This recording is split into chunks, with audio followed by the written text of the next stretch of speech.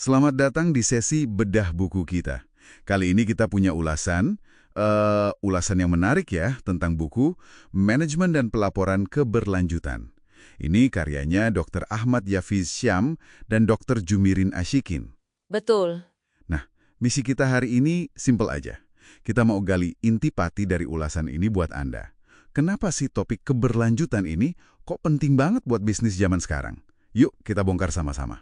Siap. Jadi, ulasan ini bilang kalau buku ini tuh semacam panduan lengkap gitu. Dimulai dari alasan dasarnya dulu, kenapa sustainability ini penting. Bukan tren sesaat gitu ya? Bukan sekedar tren, tapi lebih ke jawaban strategis. Buku ini di bab 1 katanya langsung nyambungin ke tantangan global, kayak SDGs, Perjanjian Paris. Jadi urgensinya dapat banget. Baru deh setelah itu masuk ke konsep intinya. Konsep inti yang sering kita dengar itu ya, kayak triple bottom line, TBL. Iya, TBL. Itu kan idenya bisnis sukses nggak cuma soal profit, tapi juga perhatiin people, manusianya, sama planet lingkungannya. Nah, sama satu lagi, ESG, Environmental Social Governance. Buku ini juga bahas itu kan ya? Betul, di bab 2 ulasannya bilang dikupas tuntas tuh TBL sama ESG.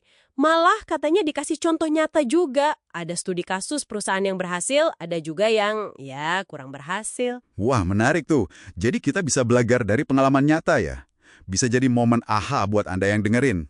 Iya, persis. Dan yang oke dari buku ini, menurut ulasannya, alurnya tuh logis. Habis konsep dasar, langsung diajak ke yang praktis. Misalnya nih, standar pelaporan. Standar pelaporan? Maksudnya kayak gimana? Kayak GRI, Global Reporting Initiative. Itu dibahas di bab 3. Kenapa ini penting? Soalnya GRI ini salah satu yang paling banyak dipakai perusahaan di dunia buat laporin dampak non-finansial mereka. Oh, jadi semacam bahasa universal gitu ya buat laporan keberlanjutan. Bisa dibilang gitu. Jadi Anda nggak cuma tahu apa konsepnya, tapi juga gimana cara ngelaporinnya yang diterima secara luas. Oke. Nah, ngomongin gimana, ulasannya juga nyebut bab 4 soal strategi keberlanjutan dan CSR. Berarti bukan cuma program tempelan ya? Bukan. Justru gimana caranya sustainability itu masuk ke dalam strategi inti bisnisnya. Terus ada lagi nih yang krusial banget di bab 5. Isu materialitas. Materialitas? Apa tuh artinya?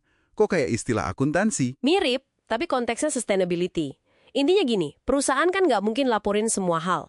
Nah, materialitas ini bantu nentuin topik keberlanjutan mana sih yang paling relevan, paling signifikan, paling penting buat dilaporin. Penting buat siapa? Buat perusahaannya atau buat... Nah, itu dia. Penting buat bisnisnya sendiri dan juga penting buat para pemangku kepentingan, stakeholdernya.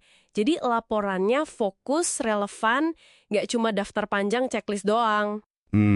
Masuk akal. Biar nggak cuma jadi centang kotak aja ya pelaporannya. Tepat. Dan ulasan itu juga nyebut ada fokus khusus di bab 6 soal pelaporan emisi gas rumah kaca atau GHG. Ini kan isu panas yang sekarang. Betul. Terus tadi disebut juga ada standar lain yang lebih baru. Nah, ini yang bikin buku ini relevan terus. Di bab 7 katanya dibahas juga standar kayak SASB, Sustainability Accounting Standards Board, sama ISSB yang baru itu, International Sustainability Standards Board. Wah, banyak juga ya standarnya. Bisa dijelasin dikit nggak bedanya SASB sama ISSB ini? Biar kita nggak bingung. Oke, singkatnya ya. Menurut ulasan sih, buku ini ngejelasin kalau SASB itu fokusnya ke isu sustainability yang punya dampak finansial buat investor dan itu spesifik per industri. Jadi beda-beda tiap industri ya? Iya. Kalau ISSB, ini kan lebih baru. Tujuannya lebih ambisius. Bikin semacam standar dasar global atau global baseline buat pelaporan sustainability.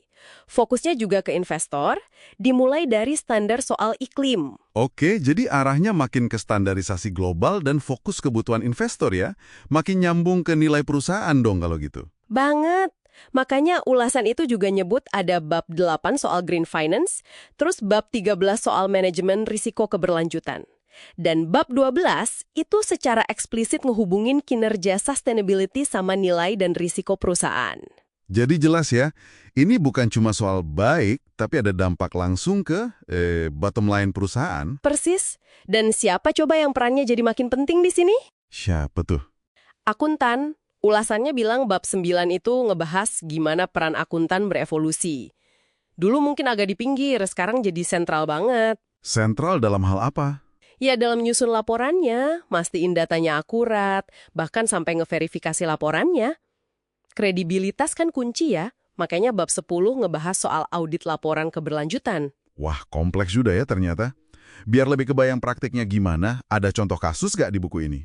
Ada. Ulasannya nyebut di bab 11 itu ada studi kasus perbandingan. Ada Unilever, Bank BCA, nah ini relevan banget ya buat kita di Indonesia. Sama Tesla.